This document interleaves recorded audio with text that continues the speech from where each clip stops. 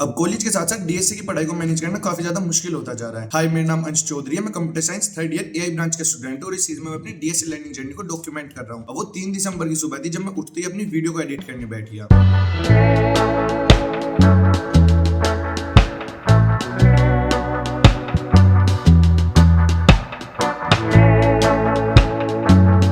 जिसके बाद कॉलेज गया, क्रिकेट खेला, 29 रन बनाए, 4 छक्के, 1 चौका, 1 सिंगल। फिर घर आके बची वीडियो में थोड़े बहुत कुछ पार्ट्स रह गए थे, उन्हें एडिट किया और वीडियो को अपलोड कर दिया।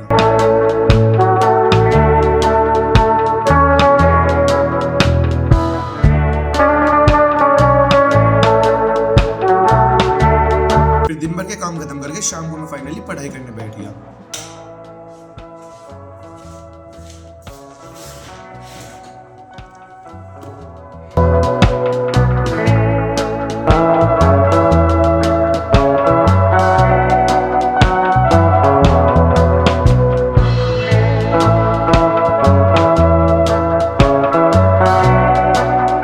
पहला 25 मिनट का पोमोडोरो टाइमर खत्म हुआ तो मैंने रिकर्जन का फिबोनाची सीरीज वाला क्वेश्चंस ट्राई करा। क्वेश्चंस मतलब एक क्वेश्चन ट्राई करा जिसका लॉजिक मुझे बिल्कुल समझ नहीं आया। सिर्फ कोड एक तरह से रट गया क्योंकि जब मैं उसे खुद ही लिख के देख रहा था मैंने वो लिख दिया था, लेकिन एक्चुअल में उसकी इंटरनल कैसे वर्किंग हो रही है वो चीज़ मुझे समझ नहीं आई थी, पता नहीं क्यों। फिर आज मैंने डिसाइड करा कि जब रिकर्जन फिलहाल समझ नहीं आया तो टाइम एंड स्पेस कॉम्प्लेक्सिटी को शुरू कर देता हूँ और साथ साथ रिकर्जन को पीछे आगे देखता रहूंगा। तो मैंने दूसरे पोमोडोरो टाइमर में टाइम एंड स्पेस कॉम्प्लेक्सिटी को शुरू करा।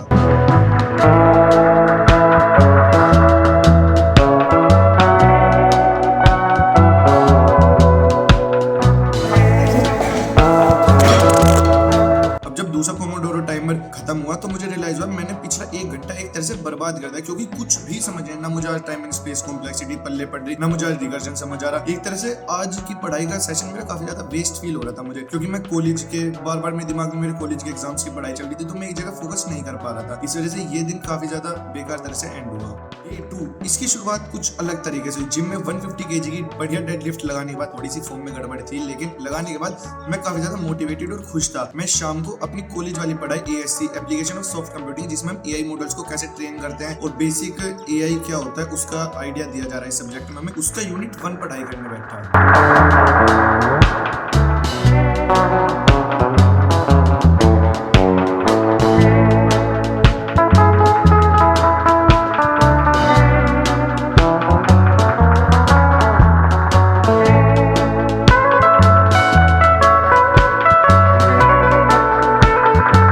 पहले पोमोडोरो टाइमर के बाद तो यार यूजुअली जो समझदार लोग होते हैं वो आफ्टरनून के बाद अपनी कॉफी को अवॉइड करते हैं या फिर ज्यादा जिम से जस्ट पहले ले लेते हैं भाई, प्री वर्कआउट के टाइप पे।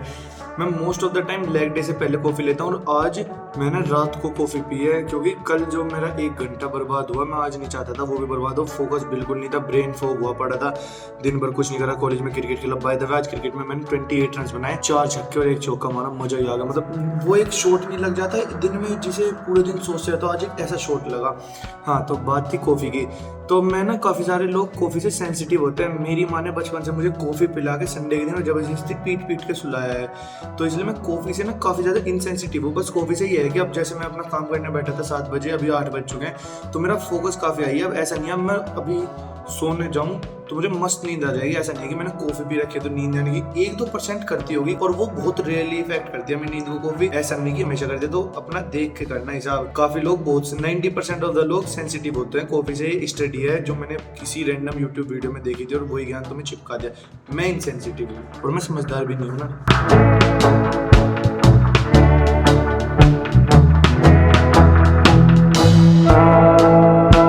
अब जब मेरा सेकंड पोमोडोरो टाइमर खत्म हुआ तो मुझे रियलाइज हुआ मेरा चैप्टर थोड़ा ही बचा। मेरा प्लान था कि पहले 2 पोमोडोरो टाइमर में मैं अपना एएससी पढ़ूंगा और उसके बाद 2 पोमोडोरो टाइमर में मैं अपना डीएसए पढ़ूंगा। लेकिन जब 2 पोमोडोरो हो गए तो मेरी वो वीडियो 37 मिनट्स की थी, लेकिन मैं लिख लिख के नोट्स बनाए जा रहा था। मतलब पहले मैं वीडियो में वो टॉपिक देखता, फिर अपने आप आंख बंद करके उसके नोट्स लिखने की कोशिश करता, तो इस तरह से वो चैप्टर में साथ साथ याद करे जा रहा था। कुछ 11 मिनट के आसपास का रह गया था, तो मैंने तीसरा पोमोडोरो टाइमर भी इसी सब्जेक्ट के लिए लगा दिया।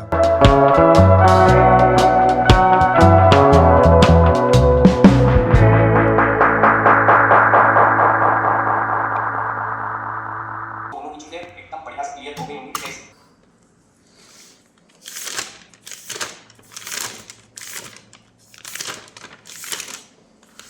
अब जो कोई मेहनती और हार्ड वर्किंग बच्चा होता है वो अपने आप को मेंटली पुश करता है एक बार और पढ़ने के लिए, लेकिन मैं वो नहीं हूँ। मेरे लिए बहुत बड़ी बात थी कि मैंने AST का एक चैप्टर एक दिन में खत्म कर लिया, इससे ज्यादा मेरी अब औकात खत्म हो चुकी थी पढ़ने की, मैं नहीं पढ़ पाया। और अब प्रॉब्लम क्या आ रही है लाइफ में, poor time management, poor will power. Will power का कॉन्सेप्ट ये होता है, मैंने डीप वर्क बुक में पढ़ा था कि जैसे जैसे दिन खत्म होता जाता है तो हमारी विल पावर कम होने लगती है। इसलिए अब से मुझे अपने टाइम को ब्लॉक करना या फिर कुछ इस तरह की कोई नई ट्रिक ढूंढनी पड़ेगी जिससे मैं अपना टाइम मैनेजमेंट कर पाऊँ। नहीं तो फिर मेरे पास दूसरा प्लान ये होगा कि मैं एक दिन DSA पढूं, एक दिन कॉलेज, एक दिन DSA, एक दिन कॉलेज। ये वाला थोड़ा सस्टेनेबल लग रहा है, तो अभी अगले कुछ टाइम तक मैं एक दिन DSA, एक दिन कॉलेज की पढ़ाई, एक दिन DSA, एक दिन कॉलेज की पढ़ाई, ये ट्राई करके देखने वाला हूँ।